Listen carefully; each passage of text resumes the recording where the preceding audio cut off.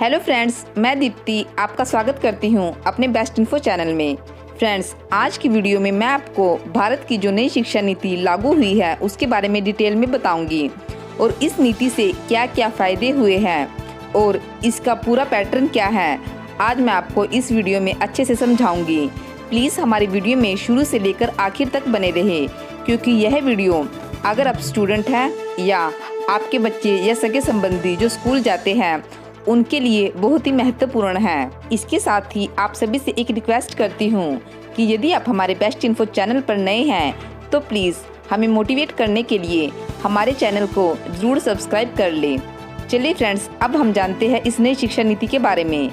Friends, कहते हैं अगर किसी देश में बड़ा बदलाव करना है तो उसे आगे बढ़ाना है तो सबसे पहले उसकी शिक्षा नीति में बदलाव करना चाहिए। भारत सरकार के मानव संसाधन विकास मंत्रालय ने इस नई शिक्षा नीति की घोषणा की है, जो कि शिक्षा के क्षेत्र में बहुत ही बड़ा बदलाव है। नई शिक्षा नीति में 10+2 के फॉर्मेट को पूरी तरह से खत्म कर दिया है। अभी तक हमारे देश में स्कूली पाठ्यक्रम 10+2 के हिसाब से चलता है, लेकिन अब ये 5+3+3+4 के हिसाब से होगा। इसका मतलब है कि प्राइमरी से दूसरी कक्षा तक का एक हिस्सा, तीसरी कक्षा से 5वीं तक का दूसरा हिस्सा, कक्षा 6ठी से लेकर 8वीं तक का तीसरा हिस्सा और कक्षा 9 से लेकर 12वीं तक का चौथा हिस्सा होगा। फ्रेंड्स, पहले जो भारत की स्कूली शिक्षा थी वो 10वीं बोर्ड और 12वीं बोर्ड के स्पेशल पैटर्न पर आधारित थी, जिसको आप क्लियर किए बिना नेक्स्ट कक्षा में नहीं जा सकते थे। लेकिन अब जो नई शिक्षा नीति आई है उसमें ढेर सारे बदलाव हैं और इस पैटर्न को ख़त्म कर दिया गया है। नई शिक्षा नीति ने जो नया पैटर्न तैयार किया है वो बहुत ही सुगम और बेहतर है, जिसके बारे में मैं आपको अब डिटेल में बता रही हूँ। 5+3+3+4 इसके बारे में आप आसानी से समझिए। सबसे पहले हम इस पैटर्न में से 5 को ले लेते हैं, यानी फाउंडेशन स्टेज। इस स्टेज में पहले 3 साल बच्चे आंगनबाड़ी में प्री स्कूलिंग शिक्षा लेंगे। फिर अगले 2 साल कक्षा 1 और कक्षा 2 में बच्चे स्कूल में पढ़ेंगे। इन 5 सालों की पढ़ाई के लिए एक नया पाठ्यक्रम तैयार होगा। मोटे तौर पर एक्टिविटी आधारित शिक्षा पर ध्यान दिया जाएगा। इसमें 3 से लेकर 8 साल तक की आयु के बच्चे कवर होंगे। इस प्रकार की पढ़ाई से पहले 5 साल का चरण पूरा होगा, यानी छात्रों के लिए सबसे बेसिक चीज़ें और मजबूत नींव के रूप में फाउंडेशन स्टेज में काम होगा। इसका करिकुलम NCERT द्वारा किया जाएगा। सबसे पहले जरूरी चीज़ यह है कि इसमें प्री प्राइमरी के 3 वर्ष और पहली दूसरी कक्षा शामिल है, यानी जिसे आप नर्सरी, LKG और UKG plus first plus second class में 5 साल पूरे कवर हो जाएंगे। इस स्टेज में बच्चों पर से पढ़ाई का बोझ बहुत ही कम हो जाएगा। जो पढ़ाई के बोझ में नन्हे नन्हे बच्चे दबे होते थे, उनको एक डर सा लगा रहता था, वो बिल्कुल ही सहमे से रहते थे। उनके सर से यह बोझ अब कम हो जाएगा, बल्कि बच्चों को खेलने और कूदने का अच्छा मौका मिलेगा। अनेक छोटी छोटी गतिविधियों में बच्चे भाग ले सकेंगे और इसी के माध्यम से बच्चे पढ़ाई करेंगे। और इन कक्षा के बच्चों के लिए किताबों का बोझ पहले से कम होगा। इसलिए अब जो छोटे छोटे बच्चे स्कूलों में जाएंगे और अपनी नई शिक्षा शुरू करेंगे वो बहुत ही भाग्यशाली होंगे। फ्रेंड्स, आप इस पैटर्न के 5 का मतलब आसानी से समझ गए होंगे। अब हम इसी पैटर्न से 3 का मतलब आपको समझाते हैं। इस स्टेज को प्री पैट्री स्टेज का नाम दिया गया है। इसमें कक्षा 3 से लेकर 5वीं कक्षा तक के बच्चों की पढ़ाई होगी। इस स्टेज में बच्चों को प्रयोगों के द्वारा गणित, विज्ञान और कला की पढ़ाई के बारे में शिक्षा दी जाएगी और इसमें 8 से लेकर 11 साल तक की उम्र के बच्चे कवर किए जाएंगे। तीसरी, चौथी और 5वीं कक्षा की पढ़ाई के दौरान छात्रों को सारी बेसिक चीज़ों के बारे में सिखाया जाएगा और साथ साथ भविष्य के लिए तैयार किया जाएगा। कक्षा 3 में बच्चे बहुत कुछ सीखने की क्षमता रखते हैं, इसलिए उनको विज्ञान, गणित, सामाजिक विज्ञान, कला, साहित्य आदि मुख्य विषयों पर शिक्षा दी जाएगी। ये सब बेसिक चीज़ें जिस उम्र में बच्चों को सीखनी चाहिए, उसके लिए ये पैटर्न बहुत ही बेस्ट है। फ्रेंड्स, उम्मीद करती हूँ कि आपको यह पैटर्न भी समझ आ गया होगा। अब बात करते हैं नेक्स्ट 3 की। फ्रेंड्स, इस स्टेज को मिडिल स्टेज भी कहा गया है। इसमें छठी, 7वीं और 8वीं क्लास के बच्चे को शामिल किया गया है और इसमें 11 से लेकर 14 साल तक की उम्र के बच्चे को कवर किया जाएगा।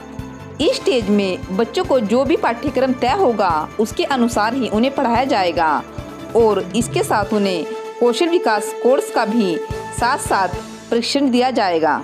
अब बात करते हैं इसी पैटर्न में से 4 की। पैटर्न 4 में 9 से 12 तक की कक्षा की पढ़ाई होगी, जिसमें बच्चों को सेकेंडरी एजुकेशन की शिक्षा दी जाएगी। इसे आप सेकेंडरी स्टेज भी बोल सकते हैं। इसमें कक्षा 9 से लेकर 12 तक 2 चरणों में पढ़ाई होगी, जिसके दौरान विषयों को गूढ़ अध्ययन करना होगा, जिसमें से जो विषय निर्धारित किए जाएंगे उनका आपको गहन अध्ययन कराया जाएगा और इसके साथ ही आपको अपनी मनपसंद के विषय चुनने की आज़ादी भी होगी। सबसे ज़रूरी बात यह है कि स्कूलों में पहले स्ट्रीम सिस्टम होता था, जो कि अब बिल्कुल ख़त्म कर दिया गया है। यानी कि अगर कोई आर्ट्स का स्टूडेंट फिजिक्स लेना चाहता है तो अब वह ऐसा कर पाएगा, और अगर कोई कॉमर्स या साइंस का स्टूडेंट इतिहास की पढ़ाई करना चाहता है तो वह भी ऐसा अपनी इच्छा से कर पाएगा। इसके लिए सबसे ज़रूरी यह है कि अलग अलग विषयों का एक पूल तैयार किया जाएगा और आपको उस पूल में से ही अपनी पसंद के विषय का चुनाव करना होगा। जैसे कि अगर विज्ञान के छात्र को इतिहास में दिलचस्पी है और उसके पूल में ये दोनों चीज़ें शामिल है तो ही वह ये छात्र इसकी पढ़ाई कर पाएगा। लेकिन फिलहाल इस पर पूरी तरह से स्पष्टीकरण आना अभी बाकी है। पहले क्या होता था, अगर आपके पास साइंस थी तो आप आर्ट्स बिल्कुल नहीं ले सकते थे, कॉमर्स थी तो साइंस नहीं पढ़ सकते थे, लेकिन अब यह सिस्टम ख़त्म कर दिया गया है। अभी तक तो यही सब चल रहा था, लेकिन अब नई शिक्षा प्रणाली के तहत आप साइंस के साथ इतिहास, कॉमर्स के साथ किसी और विषय की भी जानकारी एक साथ लेकर पढ़ाई कर सकते हैं। ये 4 साल की जो स्टेज होगी, इसमें छात्रों में किसी भी तरह की और अपने विषय की चुनने की आज़ादी होगी। इसमें छात्रों में किसी भी उनके पसंदीदा विषय को लेकर गहरी समझ पैदा की जाएगी, उनके तर्क वितर्क को विश्लेषण किया जाएगा और उनकी क्षमता को बढ़ाने के लिए जीवन में बड़े लक्ष्य निर्धारित करने के लिए प्रेरित किया जाएगा और उन्हें हर तरह से मोटिवेट करने के लिए आगे बढ़ने के अवसर समान रूप से मिलेंगे। इन सब नीतियों के दौरान बोर्ड की परीक्षाओं के महत्व को कम किया जाएगा। तो फ्रेंड्स, ये पैटर्न बहुत ही अच्छा है। फ्रेंड्स, 5वीं तक की जो पढ़ाई होगी वो मातृभाषा में होगी, यानी भारत की भाषाओं में आसानी से बच्चों को बेसिक विषयों की जानकारी दी जाएगी। इसके साथ साथ राष्ट्रीय भाषा के महत्व को भी बढ़ाया जाएगा, यानी राष्ट्रीय भाषा का महत्व अंग्रेजी भाषा से ज़्यादा दिया जाएगा।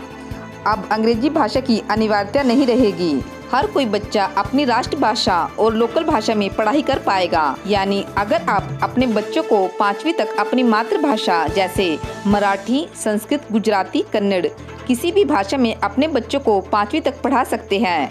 अंग्रेजी भाषा एक विषय के तौर पर ही रहेगी, यानी बच्चों पर जबरदस्ती स्कूलों द्वारा अंग्रेजीकरण का दौर खत्म हो जाएगा।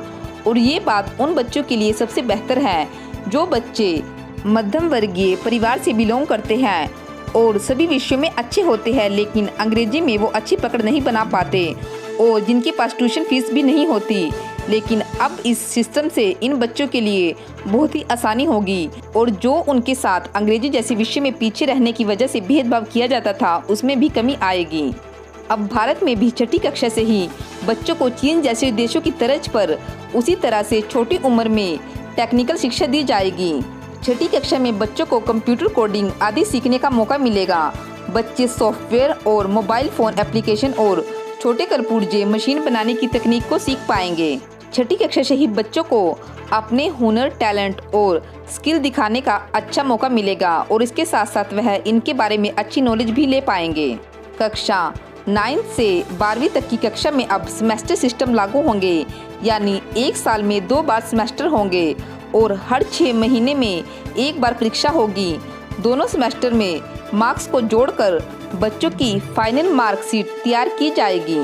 यानी अब आपको एक साल में पूरी तरह और पूरी जिम्मेदारी से पढ़ना होगा। अब आप यह बहाने नहीं बना सकते कि हम फाइनल एग्ज़ाम होने पर ही पढ़ेंगे, क्योंकि अब हर 6 महीने में आपको पढ़ाई लगातार करनी होगी, तभी आप फर्स्ट सेमेस्टर को क्लियर कर सेकंड को कर पाओगे। इसके साथ ही बोर्ड की परीक्षा को आसान बनाया जाएगा, इसके साथ छात्रों की समझने की क्षमता पर ध्यान दिया जाएगा, यानी रट्टाफिकेशन पूरी तरह से खत्म कर दिया जाएगा।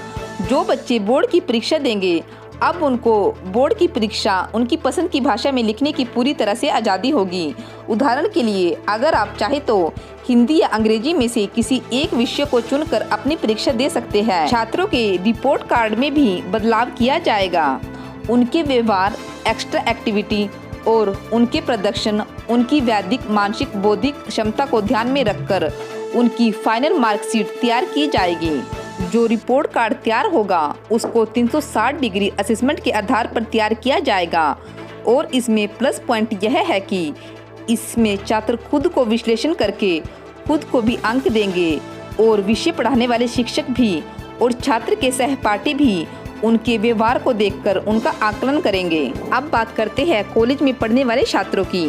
नई शिक्षा नीति में बहुत सारे बदलाव किए गए हैं।